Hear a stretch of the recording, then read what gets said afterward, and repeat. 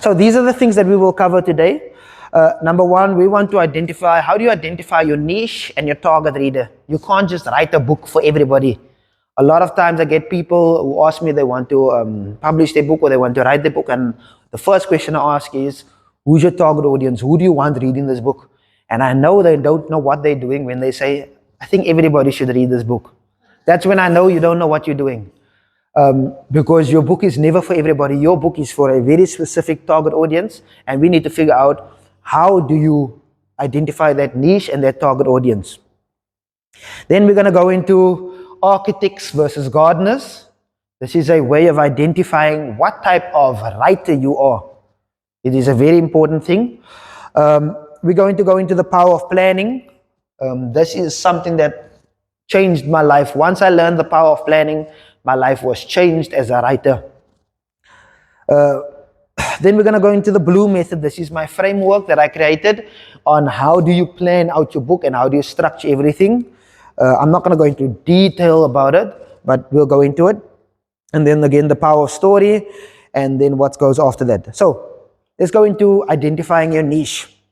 Remember, your book is not for everybody. It can never ever be for everybody. Everybody can read it, but it's not for everyone. When you identify your niche, you need to choose 3 of those categories to focus on.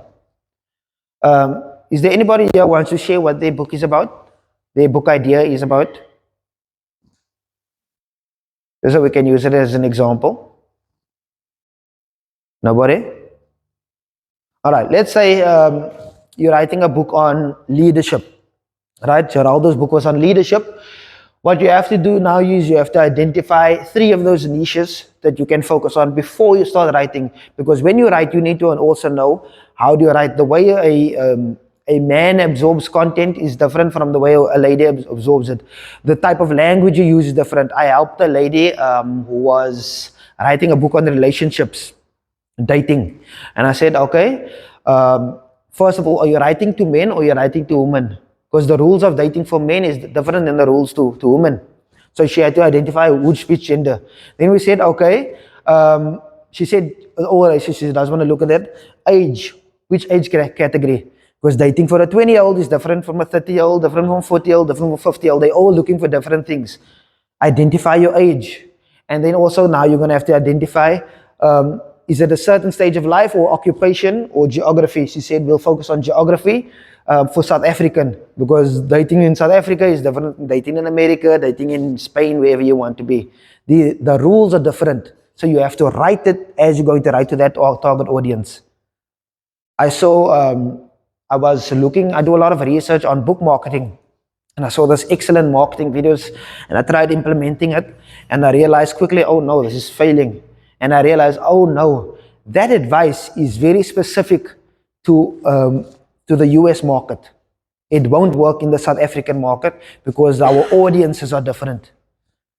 So it's very important that when you write your book, you can identify the niche. Choose 3 of those categories, and those are the things that you need to focus on. For example, I write fantasy novels. I love fantasy. That's my focus. So gender, most of the people who read my book are actually young men. So gender is men. Age, I usually take someone who's around 15 years old. Those are the age groups. And then hobbies, people who like fantasy. Very simple, right? You need to identify your niche before you start writing. It will help you to figure out how to write. And then when you market, it will help you to figure out how do you actually market your book. Are there any questions on this? Am I going too fast? I need feedback, people. It will help me. Oh, good. All right. So, yes. Oh. So, let's go into architects versus gardeners. All right. This is all about finding your writing style. And in this group, we have architects and we have gardeners. When I started writing books in 2013. And I had this great idea for a book on anthropomorphic animals who use swords and weapons and they're in a war and they have relationships and all this. And it was a great idea. And I started writing that book. That was December 2013. I was waiting for my matric results. I wrote that book in a month. I enjoyed it. I sent it through to the publishers and I was convinced I'm going to be rich. Oh, I'm not rich. I was convinced I was going to be rich. I sent it through all the publishers, I think about 22, and all of them rejected me. And then I started writing my second book in 2014 and I sent it through all the publishers and they all rejected me. And I thought, okay, maybe I should switch genres to Christian fiction. I wrote that and all of them rejected me again.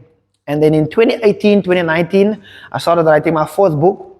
And I quickly realized I'm going down the same path as the other books. And then I learned the secret to writing, which is planning. But the secret of planning, which I didn't know at that time, was that comes down to this: architects versus gardeners. There are two types of writers. You are either an architect or you are a gardener. Architects are the people who love to plan. So before they write anything, they need to plan. They need structure. They need to know which chapters. They need to know what their subheadings are. They need to know what their scenes are. They need to know who they're writing to. So it's a lot of planning that goes to before they even start writing. So before I start writing, I have at least 3 documents of plans. I have documents for the characters, documents for the world, documents for the plot. All of those plans I have worked out. That's the architect. That's where I fall in. Then you get the gardener. The gardeners are the people who don't love planning. They just like to write and then they do a whole lot of editing afterwards. Right? So the gardeners, they'll have an idea. This is more like Stephen King. Stephen King does this. He writes. He just writes. And then afterwards, he'll spend months just editing the book, restructuring, putting the stories back into proper place. I don't like that. Once I'm done with the story, I don't want to do too much editing. So I'd rather spend more time on the planning than on the editing. But it is very important to understand that when you are going to write, you need to know, are you an architect or are you a gardener? Do you prefer planning or do you prefer editing? But it's also important to understand that even if you're an architect, you're still going to have to do some editing. And if you're a gardener, you're still going to have to do some sort of planning. So I found out that I was an architect, but I was writing books as a gardener, and that was my mistake. So once I switched over to being an architect and learning how do you plan your book and doing all those things, suddenly my writing got so much better, my stories got so much better, and that's when I managed to publish my first book in 2020. I've got 16 books now. In 2021, I wrote and published 9 books in 1 year. The reason why I could do that is because I'm an architect, I learned the secret to writing. Once you learn your secret, it is so easy. I planned 10 books for that year. I planned all 10 books before I started writing. Every chapter, I planned the books, every chapter, every sub-chapter, every scene, the characters, I planned everything out, and then when I started writing, I could basically write a book every month. The writing was easy because I've done all the planning already. What happens is. No, go. Does it depend on the genre? It doesn't depend on the genre. Not sometimes lend itself more to the imagination and the gardener. No, it doesn't depend. But we'll get into that as we go along. But it doesn't depend on genre as long as you know what is your style. That's the important thing. Because once you know your style, you will find writing is so much easier. Some people, they can write quickly because they're gardeners. They write so quickly, and then they spend months with the editing, and they enjoy the editing. Sometimes they will take 5 times the amount that they spent on writing just on editing. Whereas I don't like doing that. I would rather spend more time on planning than I do on writing. Because once I've got the plan, the writing is so much easier. So if I focus a lot more on the architect, I want you to excuse me because that's my writing style. That's the one that I work the best with. But let's go to the power of planning. So I'm going to focus more on the architect because that's where I fit in. A lot of times when people want to write their books, they sit in front of the PC and then they freeze. Most of the people who come to me for book coaching tell me the biggest problem is they don't know where to start. They know what they want to write. They have the idea, they have the story. They don't know where to start. And the reason is their mind is unstructured. They have so many ideas in their head that they can't even figure out, where do I start? what do I do? What am I gonna write first? And then they'll maybe just start writing, no plan, they'll just start writing. And then 10 pages in, whew, I'm done, I wrote my book. And that's not a book. I had somebody, I had somebody come to me saying they're ready to publish their book, and I asked them, how many words is your book? And they said the book is about 6,000 words. And I told them, sorry, but that's not a book. I've written emails longer than that. You can't publish a book that is 6,000, because if you have a book that is less than 30,000 words, your book won't be big enough for your name to even fit on the spine. You need to make sure that your book is at least over 30,000 words. Then you know you can have a spine. Yes, you get very small books, but those books you hardly ever print them out. You hardly put them in print, and when you do put them in print, the spines are very small. So this book here is about 30 to 40,000 words, and you can already see how thin the spine is. Most of my books are much larger than that. This is a book that is, how many words is this? This was about 200,000. You can see how big the spine is here, because you can actually put things in, you make the thicker thing, but 30,000 is where I draw the line. I don't really like to help people if their books are less than 30,000 words, because I like it when you can have your book in your hand and you can actually feel it. That's why I always suggest to them, rather than me taking your money, continue writing and come back when you are ready. Because I feel like if you're gonna, especially if it's your first book and that book is your baby, you want to make sure that you're actually happy with. That's why I wait too. You want to make sure that your book is actually something that you can be proud of. So they start writing, and then they quickly done in about 10 minutes, in 10 pages, and they think they wrote a book. They didn't. They didn't unpack everything that was supposed to be in their book. So what you need to do is, the first thing you do is you sit and you plan out everything. You need to, what I do is I like to sit and brainstorm. Everything that you want to write in the book, just put it down on paper. Sift everything. You need to compartmentalize your ideas. So you brainstorm everything, then you figure out what works, where do I put everything in. Once you've compartmentalized and you can figure out exactly how do you want to write this book, what are the chapters, what are the subheadings. If you're writing a book on relationships, for example, like that lady, we need to figure out, okay, what are the different things you want to look at when dating. She was talking about, okay, there's a lot of complaints about when you're dating, how important, are you going to have a phone with you on the first date? How do you get a date? What are the rules for dating? What do you look for when you are dating? Where do you have to compromise on, where you don't? What are red flags on dating? There's so many things that you could unpack. We want to unpack all of those things. Then we want to figure out, okay, what are the chapters? What are the sub-chapters? What are the quotes? What are all the things that we want to touch on? All right? All of those things need to, so that you prevent your creative waste. Otherwise, you write, you burn out quickly, and you are done. And we don't want that. So we want to make sure that when you are writing, you know what you want to do. So I comprise this framework called the Bloom framework. Bloom stands for brainstorm, link, organize, outline, and then multiply. This is the framework I worked. How do you go through having idea that is just a lot of chaos in your head to actually having a blueprint that you can work through? And I usually go through this in the 5-day book coaching challenge. So step 1 is brainstorming. Everything that you want to write, put it on paper. Write it, put it on paper. I'm talking, even if you think it's not going to be included in the book, write it. If you just feel these are things that in your head, ideas, write it down, put it down so you know it's on paper. Because you can't sift ideas if you can't see the ideas. So put it on paper so that we can at least do the sifting. Then the second thing is, and then I asked them so many questions. I asked them, tell me your story. And then they tell the story. Okay, these are some things.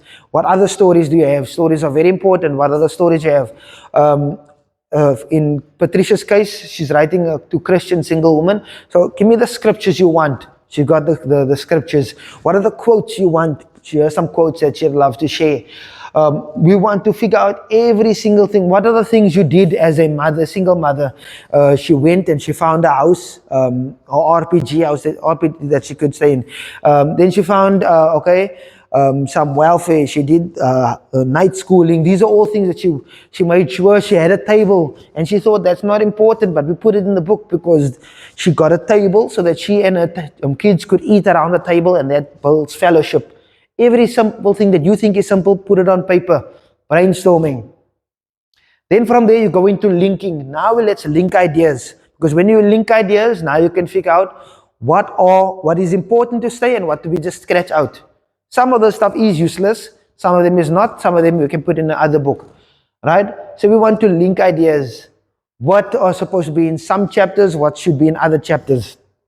Once you've got the linking ideas out, now we can actually organize it. Now we work on the framework of the book. We want to build a skeleton. These are the chapters, all the chapters. These are going to be the sub-chapters, all the sub-chapters. We work on that framework because we want to make sure that when you sit by the PC, because a lot of people don't usually have a lot of time to write. So people don't have 3-4 hours to write. In Patricia's case, she only had an hour a day. So I told her, Patricia, you don't have to write all these hours a day. Once you've figured all these things out, you just don't have to focus, I need to write my book. You focus, I need to write the subheading. Because that's a smaller target, easier to accomplish. I need to write the subheading, and you know what you need to write once you've had it planned. So that's the organizing part. We need to link those ideas into a structure. Then we go to outline. Now we need to expand. Okay, we've got the chapters, we've got the subheadings. What are the stories you want to put in there?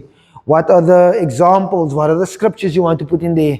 What type of introduction do you want to use? Do you want to use the summary? Do you want to use the message form? Do you want to use the context form? There's so many ways that you can write a book. So we will need to figure out all the little details that need to be in those things. Because again, if you don't do that, you're going to sit and you're going to freeze because you don't know what you want to do. I have never had a writer's block because I know what I want to do. The writer's block comes when you are confused about what you want to do. I just finished book number 17, and it's probably my best written book ever. With book number 17, it's about 350,000 words. It's a massive novel. I decided, I was halfway through, and I realized, oh my gosh, this one, writing these scenes from this one character is so boring. And if I'm feeling bored while writing it, you're going to feel bored while reading it. So then I had to go back and restructure just that character and all their scenes so that I can give that character some background, right? That's now if you're writing fiction. If you're writing non-fiction, you need to figure out, how do I make this chapter more exciting? What stories do I put in there? And we're going to talk about stories later because stories is very important, right? So we need to figure out how you do the outline. And then finally, you go to multiply. Multiply is where you go back right from the beginning and you do all those steps again. So you've got chapter 1, you've already figured out your chapter, what's the sub-chapter, what are the stories. Multiply that. What are more stories? What are more subheadings? What are more chapters we can put in? We need to figure out as much detail as possible because you want your book to be, you want to go as deep into your book as possible. Don't write a book and it's shallow and then you are unhappy about how it comes out. Because you've only got one shot to write that book. And you want to make sure that that book is excellent. Are there any questions on the Bloom framework? You also must be driven by what message Yes. Yes. and that will determine the depth. Yes, exactly. When I go into stories, the power of stories, then you'll see what I mean. Might be a bit of a shallow question, but this strikes me as working, it would work really well for non-fiction, but I'm not quite sure how it applied to writing fiction. Yeah, so this is mainly for non-fiction because most of my clients are non-fiction writers. So when it comes to fiction, so I use the same method with fiction, but usually what happens is I have an idea in my head, and the first thing I do is I draw a map because I do fantasy, so I draw a fantasy map just so I can map out everything.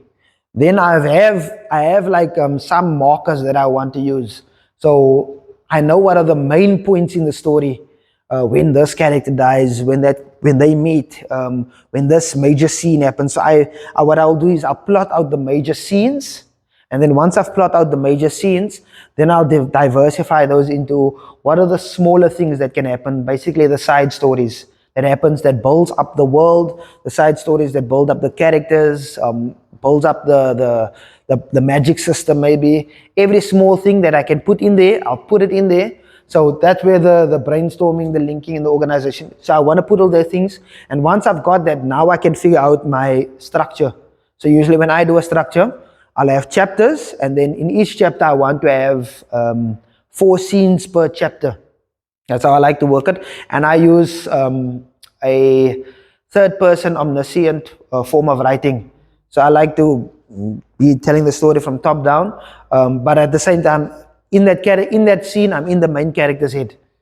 So I like to tell the story from that way, and I love jumping also between, because if it's a war, there's obviously different things happening in different places. I like jumping from character to character. That's how I like writing my stories. And I have to plan out which character am I going to tell at which part of the story, where are they going to be, where on the map are they. I've drawn the map, I've drawn the cities on the map, I've drawn the smaller places on the map, where are they on those things.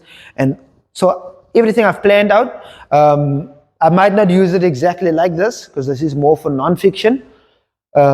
But the same structures align with it. Yeah, so I wanted to add that I think you need both. You do need structure if you want to achieve your end goal, which is to produce Yes. public book. Yes. A book as an example. But you have to make allowance for the creativity so that there are elements. Yes. But if you don't have that structure, then you will get lost. Yes. And you may not complete it. No, you fully. When I planned that book, I planned it as 30 chapters. It eventually came out to 60. Some of the popular authors, Stephen Leathers and others of the Yeah. world, they must use a formulaic approach, because how do they keep Yes. producing novels? Yes, exactly. You want to have, so the blueprint that you have is not really a blueprint where it's rigid. It's more of a guide. So I've got the basic idea. I've got the structure and the scenes. I have maybe 30 chapters planned. And then as I'm writing, I realize, okay, I'm moving too fast. I need to add some things in, or I need to add this side scene so I can build this character more up. So you have to be able to play around and let it be flexible, but you want also a structure. I never deviate from the structure. It's just that sometimes I have to add some things in to make the story better. But you can't, if you have too much of a rigid structure, then you put a damper on your creativity, like you were saying. So it's very important you have your structure, but at the same time, allow it to be flexible for creativity. Any more questions or comments on this? That's what a gardener does. Gardener has a structure. So the gardener, in the other ways, So I'm talking about a person working in the garden. oh, yes, okay. So with the gardener, I actually wanted to switch this from farmers versus gardeners. Because farmers are a lot more planned than gardeners are. So if you come into a garden, you will see some form of structure, but there's a lot of also intertwining of things. But when it comes to a farmer, you'll find The word is organic. organic. Yes, when you got stuff like all mixed up, it's based on a principle of organic. Okay, I know what you mean. I just wanted something where you can relate to easier. But with a farmer, it's a lot more structured. You know exactly that field is only for that one crop. That field is only for there, and then they planted they very much planned with a farmer.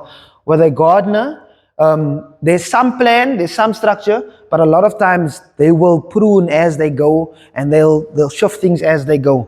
The farmer doesn't really do that. Once that stuff is set and they know where it is and what's going to be, they don't go pruning every single plant. Whereas a gardener will take maybe a lot more care into one single plant or a few things at a time. Farmers don't do that. They like wide things. So I wanted to change it from farmers to gardeners. I might do that. So let's go into the power of story. I love using the concept of a roast chicken, and you were speaking on your message earlier. In Patricia's case, Patricia was writing a book for single mothers, Hope for Single Mothers. And I told her, Patricia, every book has already been written. There are hundreds of books that are written towards single mothers. The fantasy books I want to write, I guarantee you, the basic core idea has already been written. Every single book has been written. The good news is, it hasn't been written by you. Your story, your idea, your creativity makes it unique. So I can go into, what's your name, sorry? Okay. I can go into Kate's home, and your name? Sorry, ma'am? Sharon and Hilda. So Kate, Sharon, Hilda. I can go into each of their homes, and they can each offer me roast chicken. It's the same meal, but I guarantee you, I will have a favorite. I can say I enjoy Kate's better than Sharon's because of the flavoring, the spices that they used to make their roast chicken the same. So the message, the core message might be the same, but the flavor, the spice, your story, your experiences that you put into that, that's what makes it unique. So I was telling her, there's hundreds of books for single mothers. The thing that makes it unique is your story. Your story, Patricia, is what will actually make this book authentic. That's why I don't like ghostwriters. That's why I don't like AI, because it's not as authentic as you writing the book yourself. It needs to be authentic. But at the same time, as you were saying, you don't want to forget the message. Don't serve me just a whole lot of spice. Give me the meat. I'm here for the meat. But I'm going to remember the flavor of the meat because of the spice that you used. Give me the message, but the story is what will make me remember your book. It's so important that when you write your book, that you have your core message. I'm here for the meat. I want the chicken. I want the story of hope for single mothers. But don't give me just messages for single mothers, and you don't put your own story in there, your authenticity. That's what makes me want to eat more of it. I was thinking that's where voice is also important. Yes. I just read a book now that was very moving, although the story is familiar. She wrote in second person. It's the first time that I really read a whole book Yes. in second person because it was so engaging. Her experiences in this different kind of approach. So I was telling her she wants to be also a professional speaker. Right, so I got her into PSASA, which is something I encourage people to join, Professional Speakers Association. So I got into PSASA, and I was telling her, when you write your book, it's very important that you write your book, because if I'm going to invite the author of this book to come and speak on stage, I expect that author to come. I don't expect the robot who wrote that book. I don't expect the ghostwriter to come speak on stage. I want the person in the book to come and speak. And your personality will show through your book. If you read my books, I guarantee you can tell Kyle wrote this. Because you see my sense of humor, you will see my types of jokes. There's flirting and romance, you will see my type of romance in there. You will see all those things. You can tell Kyle wrote this because my personality shines through. And when you write your book, you want your personality to shine through, your authenticity. So it's very important, spice your message into a unique book. Did you know there are 100 different types of pasta? There's 100 different types of pasta. It's the same thing as pasta, right? But they just make it a little different, and they call it a different name. But I guarantee you, they're still creating more. Why? Because just a different flavor, just a different ingredient here and there, and suddenly it's a whole new thing. That's the same thing in your book.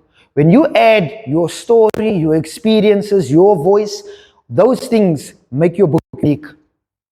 I guarantee you, most business books, they speak on the same thing. But the way you write it is what makes it different. Books on single mothers all say the same. The way you write it makes it different. I am able to digest your book better because of the story that you put in. So it's very important that when you are going to write, you put your story, your spice into the book. Any comment on this? No comment. All right. I'm ending. All right. So let's go to the next steps. All right. I need to stand on the side. If you are going to write, most people, they talk for years. I'm going to write my book. I know this person who's been saying since 2017 that he wants to write his book, and they still don't have a book. They talk, I'm going to write my book every year. I'm going to write my book, and they never do.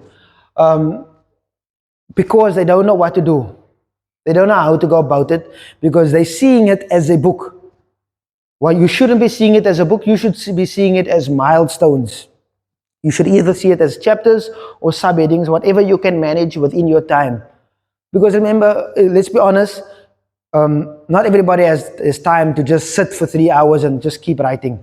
You have to be very privileged to have all those time set aside for that, right? Yeah, or retired, yeah, right? For myself, when I was writing the 9 books in 2021, at that time I was studying, I was getting my master's degree. I was working full-time as a high school teacher. I was obviously getting my black belt in ninjutsu. I had family commitments, I had church commitments, I had so much things going on. So every night from 10 p.m. till 2 a.m., I set that time aside to write. And I'm young, I can do that. I can write all night. Some people don't have that. They don't have that energy, or they don't have that time that they can do that. So instead of setting all that time aside, if you can set 30 minutes or hour aside every single day, I guarantee you can get your book done. So we're going to talk about how do you get that done. So in 6 months, you can have your book. That's why my mentorship is for 6 months, because anything longer than 6 months is unnecessary. My aim is we want to get your book done in 6 months. With Patricia, it was 3 months. And Patricia works full-time. She's a married woman, she works full-time, but she was able to get it done in 3 months. And the reason, because she had a structure already. Once you've got that structure, writing is easy.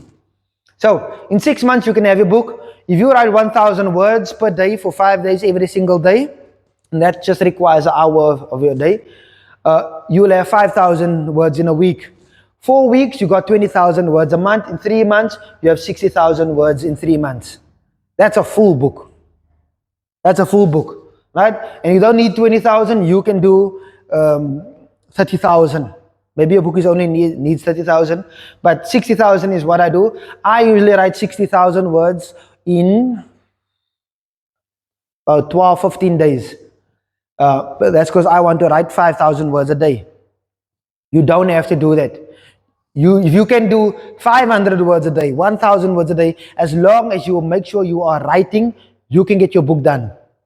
It is very important, but as long as you did your planning, that planning is so vital, because once you've got the planning done, you get things done. When I run those 5-day book coaching challenges, it's all about the planning phase. Once you've got your planning done, it will be so easy for you to write. It will be so easy for you to write because you've got your structure, you know what you want to write and when. I was actually just thinking to myself, but so then hypothetically, the planning would actually take sometimes longer really than actually writing. It's true. So what? Because I'm thinking of a novel of my childhood. Okay. The book in my childhood that I remember as being the biggest hit of its time for adults when I was little was The Swan Birds. Deep color. Yeah. And I mean, it started with a book like that, like a novel, I think, and then it ended up being, I don't know, 3 or 4 of them. And so in that instance, when there's so much planning, or you are visiting a series, like obviously, I don't know if more science fiction is. Yeah, I've got a fantasy series, 7-book series. Yeah. How much? So let's say do you start knowing that you actually going to turn it into 6 books? I usually know in advance if I'm going to make it a series. I've got the idea in my head, and I realize, okay, no, this is worth a series. And then before I write book 1, I've planned out all 7 books. Yeah, that's what I was trying to get to. So I've planned out all 7 books because sometimes I want to foreshadow something that happens in book 6, in book 2. And I can only foreshadow that if I've already planned what's going to happen. So I plan all 7 books beforehand. And when I say plan, I mean every chapter I've planned for all 7 books. I've planned it out. Initially I was going to be 6 books, and then I realized book 6 is going to be too big, so I split book 6 up into 6 and 7. Those are the things. But then, for example, the book that I'm currently writing, so those books are about 60,000 words each for 7-book series. The book that I'm currently writing is a trilogy But book one on its own is 350,000 words. It's more than the 7 books combined. And the reason why I did that is because when I looked at the story, I realized I can't separate this into separate books. It doesn't work as this. This has to be one story on its own, and then I've got another book that is a second book that will be also a stick, one story, and a third book that will also be a stick. But I can't separate these into different stories. So that's why the planning is important. I plan out all of them beforehand. So that when I start writing, I know exactly how much momentum and how far I'm going to go. And when you know how far you're going to go, that's another thing. You don't get tired. You know, imagine you have to run a marathon, but you don't know how long the marathon is. So you just have to keep running. You don't know how long you have to keep running. I guarantee you, it's now more of a mental race than anything. Because you don't know where the end point is. You don't know how fast you need to run. You don't know how slow you need to run. You don't know how to do your pacing. And it's a race. But with a marathon, the thing that really keeps you is you know how long you need to go, you know how far it is, you can plan for that.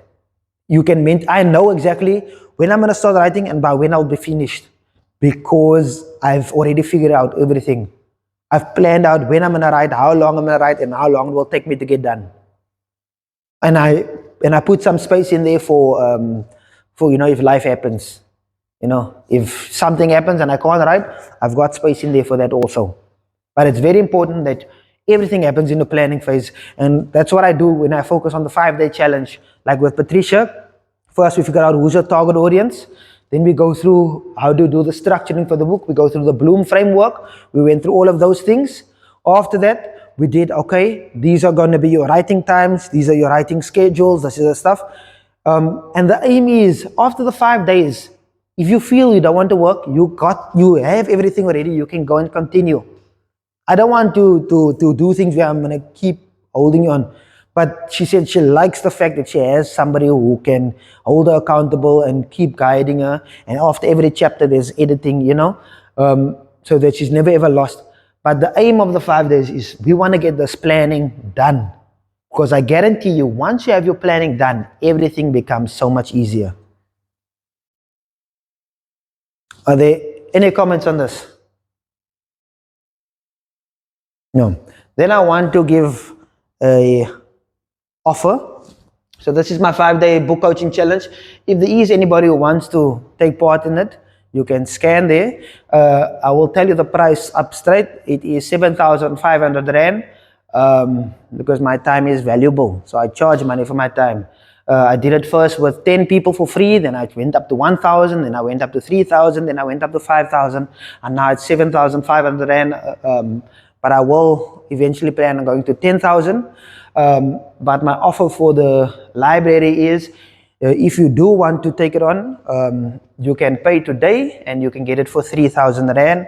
I do have a card machine that you can pay. You just go here to Danica, sort it out. We'll do the payment and then we'll set up the dates when we do your 5-day challenge. This is for anybody who wants to get started, especially on the planning, get clarity about what you want to write. And if you want to take it even further, I've got a 6-month and a 12-month mentorship. Thank you. Yeah. Just going back to the previous slide. Yeah. Thank you for that. How do you know how much time okay, so you've got your plan. Yeah. How do you know how much time you need to factor in research? So for example, and I was talking about fiction. For fiction, it all depends on the. It changes book to book. So, for example, with the Gloat, if I use the Gloat as an example, here's the Gloat. The Gloat is based on the Congo, right? I had to get a map of the Congo. Then what I had to do is I had to draw a fictional village into that map. And I had to figure out where are all the cities in there because it's a fictional village in a real place.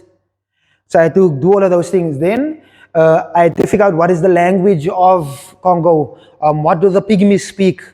Because I put in Lingala in the book. So I had to also do some translations and things because, I wanted to make it authentic.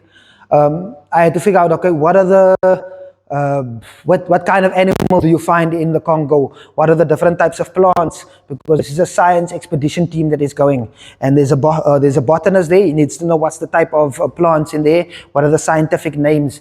What are the animals that you can find? All of those things I had to figure out. What are the names of the rivers and all those things? What's the political climate like? I had to do a lot of research on that.